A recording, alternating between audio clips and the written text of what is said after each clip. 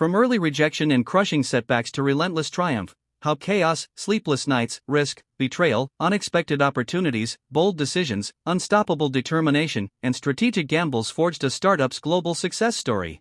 I remember that morning when I woke up with the feeling that either everything would change today or I would remain an extra in someone else's story forever. My bank account was negative, the fridge was empty, my inbox held another rejection, and something inside me snapped, not in defeat but in defiance. Instead of closing the laptop, I sent a message to a person I had been too afraid to contact for years. The reply came in 5 minutes and it wasn't encouragement but a challenge: join a startup everyone was calling doomed, no funding secured, no stable team, just an idea people laughed at. I said yes in 10 seconds because I had nothing left to lose. On the first day 2 team members quit, by evening our only investor pulled out, the servers crashed during a demo that was supposed to impress a potential partner, and that partner disappeared without answering calls. I was alone in a silent office with flickering lights and a product that barely worked. Panic tried to take over.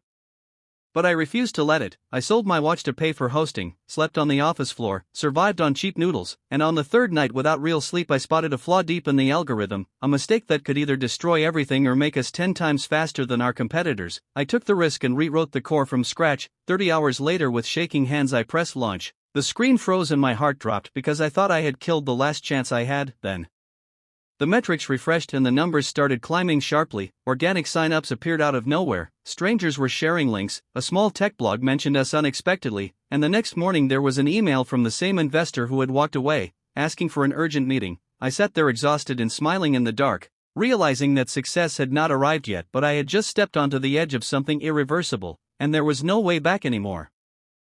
The meeting with the investor was set for noon, and by 11 our platform went down again, not a glitch but a full collapse under a sudden wave of traffic we were not prepared for. I had 2 choices: cancel the meeting and fix the fire, or walk in pretending everything was stable. I chose a third option and carried my laptop into the elevator, still rewriting code while it rebooted.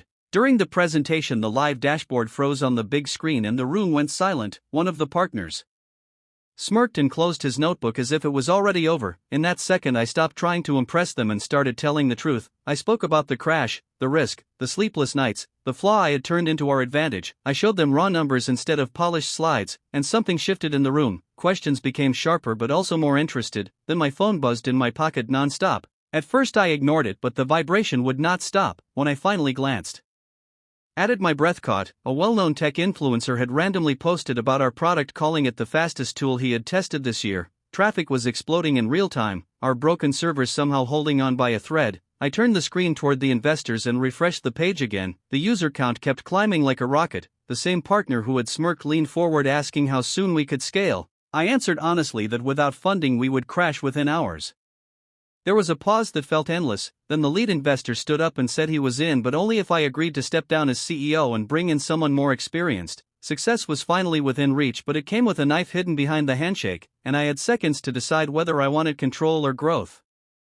The room was silent, waiting for my answer, and I could feel the weight of every sleepless night pressing on my chest. If I said no, the deal would vanish and the servers would die within hours. If I said yes, I would lose control over the thing I had built from nothing. I looked at the investor, and instead of giving him a clean answer, I asked for 5 minutes alone. I walked into the hallway staring at the city through the glass walls, my phone still exploding with notifications, users praising the speed, others complaining about glitches, growth, and chaos rising together. And that was when I realized something brutal. I did not start this to protect my ego, I started it to win. I walked back in and agreed to bring in an experienced CEO, but on one condition: I would remain in charge of product and final technical decisions. The investor studied me for a long second that felt like a year. Then he nodded slowly and extended his hand. The deal was made, money would hit the account within 48 hours, scaling would begin immediately. I should have felt relief, but instead I felt a new kind of pressure because now failure would be public and expensive. That same evening the new CEO joined a call, sharp voice, direct questions, zero. He outlined a plan to triple the team and move fast before competitors reacted. And right in the middle of that call, our biggest competitor suddenly announced a similar feature on social media, perfectly timed as if they had been watching us. Investors started texting asking if we had copied them or they had copied us. Doubt spread faster than excitement, and for the first time since the numbers started climbing I felt the ground shake under my feet again, because success was no longer about surviving, it was about outrunning sharks that had just smelled blood. The announcement from our competitor hit like a punch, and within minutes tech forums were comparing screenshots, some claiming we were the copycats, others accusing them. Truth did not matter because perception was moving faster than facts. the new CEO called an emergency meeting and the first words he said were brutal: "We either dominate the narrative in 24 hours or we become a footnote." He pushed for a massive paid campaign, bold claims, aggressive messaging. I disagreed because we did not yet have the infrastructure to survive another traffic spike. Tension filled the call and investors sided with him. Growth over caution, speed over stability. I felt outnumbered in my own creation. That night, instead of arguing more, I did something reckless. I reached out directly to the competitor's former lead engineer, whom I had met years ago at a small conference. I expected silence, but he answered. We spoke for an hour, and what he revealed changed everything. Their feature was mostly marketing, a polished surface hiding unstable architecture. They were bluffing to slow us down. I hung up, realizing we had a narrow window to strike. I returned to the team with a new plan: no flashy ads. Instead, we would open our live performance dashboard to the public in real time. Radical transparency. Let the world see raw speed and real user growth without filters. The CEO thought it was insane because any failure would also be public. I insisted because I knew our core was stronger than theirs. After hours of heated debate, he finally agreed to test it for one day. We launched the public dashboard at midnight. At first nothing happened, then slowly people began sharing the link. Screenshots flooded social media, analysts started commenting on the numbers climbing live. By morning the narrative had flipped completely. Journalists were asking our competitor why their metrics were hidden. And just as momentum peaked, our system faced the biggest load yet, CPU usage spiking into the red zone, alarms flashing across my screen, and I realized that if the servers crashed now in front of the entire internet, our bold move would turn into the most public failure imaginable. The servers were screaming under the pressure, and every second felt like a countdown to humiliation. The public dashboard was refreshing live, and thousands of people were watching the metrics climb, waiting for us to either prove ourselves or collapse. Engineers were shouting updates in the call, error rates creeping up, latency stretching thin, the CEO asking if we should temporarily hide the dashboard to buy time. I refused because pulling it down would look like guilt. Instead, I made a decision that scared even me. I disabled several non-essential features in real time to free resources. Users immediately noticed missing buttons and started questioning it online. Critics called it desperation, but within minutes performance stabilized, speed returned to normal, and the graph kept rising. The tension in the virtual room shifted from panic to disbelief. We had survived the peak. By afternoon, major tech accounts were praising our transparency and resilience. Investors who doubted the strategy were now forwarding positive articles, and our competitor quietly edited their earlier announcement, removing bold performance claims. It should have felt like victory, yet a new problem surfaced. The rapid growth had attracted attention from a large corporation known for acquiring and crushing emerging rivals, and before the day ended we received a formal email requesting a private discussion about a potential acquisition. The number they hinted at was life-changing, enough to solve every problem instantly, but I knew that selling now could freeze our momentum forever. And once again success stood in front of me, disguised as a tempting exit door that might actually be a trap. The acquisition meeting was scheduled in a glass tower that reflected the entire city like a mirror of ambition. Their executives were calm, precise, almost too friendly. They praised our growth, our transparency stunt, even my technical decisions. Then they presented the offer formally, an amount large enough to make my hands feel cold: immediate liquidity, global distribution, security for the team, and a clause that would place our product under their brand within 6 months, meaning our name would slowly disappear. The CEO looked at me carefully because he knew the final call would shape everything. Investors were already calculating returns in their heads. I asked the corporation one direct question: what happens if we refuse and continue competing? Their lead executive smiled politely and said, competition is expensive, markets are ruthless, infrastructure costs rise, regulations appear, partnerships close. It was not a threat on paper, but it sounded like one in reality. On the way back, our board was divided. Some argued we would be irresponsible to reject such security, others believed we had only seen the beginning of our potential. That night I stayed alone in the office again, staring at the live metrics, still climbing steadily, users sending feedback, building businesses on top of our tool, trusting us. I imagined waking up wealthy but irrelevant, watching something I built turned into a small feature inside a giant machine. Then I imagined failing publicly. After rejecting the deal and losing everything, both futures felt extreme, and I understood that success was no longer about survival or speed. It was about identity, whether I wanted to build something independent and risky or cash out and become comfortable. By sunrise I had my answer, but I knew announcing it would either unite the team stronger than ever or split us beyond repair. At the board meeting I did not start with numbers or projections. I simply said we are not selling. The room went silent. One investor immediately pushed back, calling it emotional and reckless. Another warned that rejecting such an offer could label us arrogant in the market. The CEO watched me closely, waiting for hesitation, but I did not give any. I explained that our growth curve was still accelerating, that our community trusted our independence, that once absorbed we would lose the very speed that made us dangerous. Tension rose quickly, and for a moment it felt like I might lose their support entirely. Then something unexpected happened. Our smallest investor, the one with the least shares, spoke up and said he invested in vision, not in a quick flip. That statement shifted the tone just enough. After hours of debate, the vote was taken and we narrowly decided to decline the acquisition. The email was sent, polite but firm. Within days the consequences arrived: partnership talks. We were having suddenly stalled, advertising costs increased without explanation, rumors spread that we were unstable and difficult to negotiate with. It became clear the corporation had started quietly squeezing us, and as pressure mounted internally, the CEO confronted me, saying that if this war escalated we would need to either raise a massive new round or prepare for brutal competition. Success was no longer a climb. It had turned into open conflict and there was no protection left around us. The squeeze intensified faster than we expected. Payment processors delayed approvals, a key supplier suddenly changed contract terms, and online ads that once performed cheaply now drained cash with almost no return. It was coordinated enough to feel intentional but subtle enough to deny. The CEO pushed hard for an emergency funding round while our investors were still divided after rejecting the acquisition.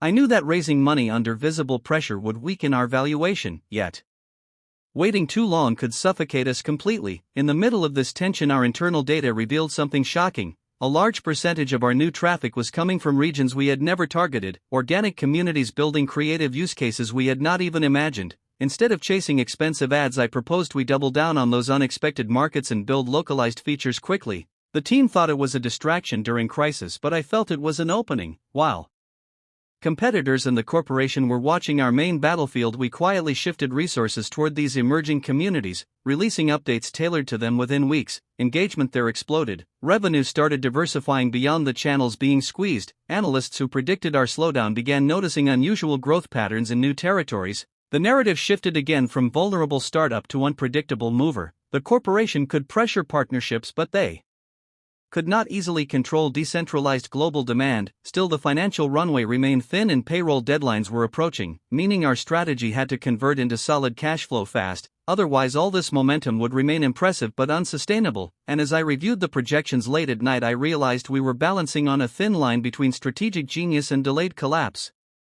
Cash was running low and every decision now carried immediate consequences. The CEO wanted to hire aggressively to capture new markets. I argued we couldn't risk overhead until revenue stabilized. Tensions boiled over in the middle of a video call when an investor threatened to pull support if we didn't expand now. I stayed silent for a moment and then proposed a radical compromise. Instead of full hires, we'd bring in contractors in key regions and incentivize existing users to spread the product. Adoption campaigns went live within days. Engagement metrics spiked unexpectedly. The corporation tried subtle pressure again by quietly backing a competitor in one of our fastest growing regions. Our contractors faced unusual server blocks and payment delays, yet community-driven campaigns pushed through. The competitor stumbled under coordination issues, and suddenly we were gaining market share faster than anyone anticipated. The CEO looked at the data in disbelief while I realized we had turned the subtle attacks into proof that our product could thrive in adversity. Still, the stress was crushing. Every night ended in code reviews and monitoring servers. Every morning started with urgent messages from the global communities we were now responsible for, and I knew that even with momentum,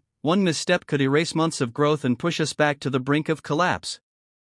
Just when we thought the worst was behind us, a sudden bug in our payment system froze transactions for hours. Users complained publicly, social media amplified the frustration, and whispers started that maybe the startup was finally cracking under pressure. The CEO panicked, suggesting we pull the entire feature and patch it slowly. I refused, insisting on live fixes while communicating transparently with our users. Engineers worked non-stop as I coordinated messages and updates. By midnight, the system stabilized, transaction volume resumed, and a few influential users posted that our transparency was what earned their trust. The next morning we noticed something extraordinary. Despite the outage, new registrations had surged. Word of mouth had multiplied because users saw us not hiding mistakes but solving them under pressure. Investor emails changed tone from warnings to cautious admiration. The corporation monitoring us must have realized that their slow burn tactics could not shake the foundation. Still, I felt no relief, only a deeper exhaustion, because surviving crises was now constant. The game had changed. Success was no longer a moment to savor but a relentless series of battles where every misstep could cascade into disaster. Yet in that chaos I began seeing patterns, weaknesses in competitors' overconfidence, hidden opportunities in unexpected regions.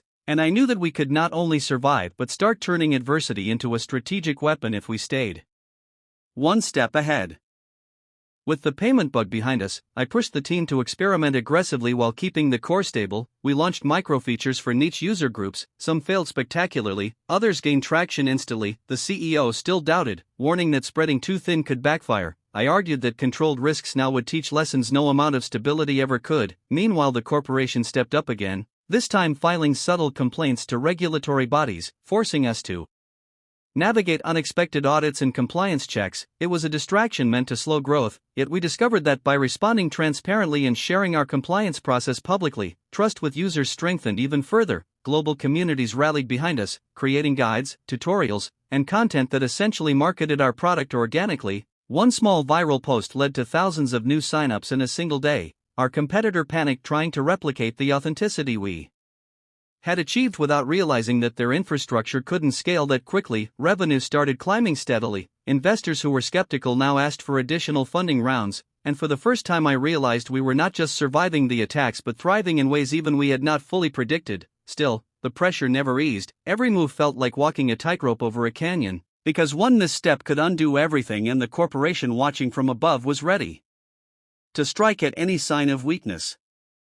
Just as momentum seemed unstoppable, a key server provider announced maintenance downtime for 48 hours. The timing was brutal: peak traffic incoming, millions of users relying on real-time data. Panic swept through the team. The CEO demanded emergency cloud migration. Engineers warned it would take weeks. I made a split-second decision to shard our system across multiple smaller providers while keeping our live dashboard active. Every line of code I touched during that night carried catastrophic risk. Alerts flashed endlessly, system latency jumped, user complaints poured in, but the sharding held. We stabilized just minutes before peak traffic hit. The raw metrics kept climbing despite partial outages. Social media erupted in praise for the platform's resilience. Even tech journalists shared headlines celebrating that startup that refuses to break. And the corporation trying to pressure us again found no leverage. I realized that surviving chaos had become a core advantage, a form of proof to investors, users, and competitors alike that we could endure anything. Yet the exhaustion was cumulative, sleepless nights blending into one another, constant tension like a tight wire over fire.